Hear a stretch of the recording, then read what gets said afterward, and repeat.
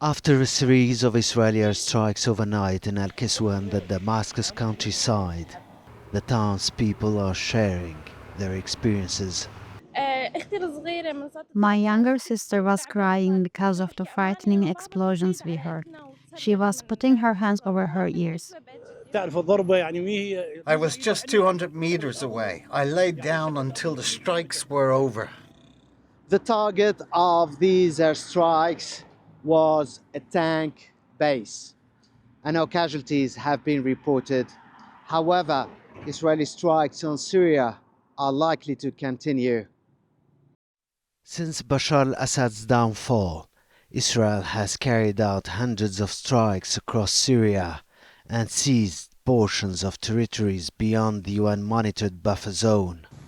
The country's military capabilities have been completely destroyed, and Israel is going further, with Netanyahu saying his forces will remain in the area for the foreseeable future. Syria's national dialogue has rejected Israel's expansionism. The conference denounces the Israeli incursion into Syrian territory and considers it a blatant violation of Syria's sovereignty and calls for its immediate and unconditional withdrawal. The conference rejects the provocative remarks of the Israeli Prime Minister and calls on the international community and regional organizations to fulfill their responsibilities toward the Syrian people by exerting pressure to stop the aggression and violations.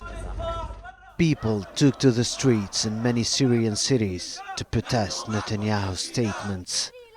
Demonstrators lifted placards rejecting occupation. The enemy has started escalating its rhetoric and boldness. Netanyahu's remarks did not surprise us, as we are familiar with his plans and strategies.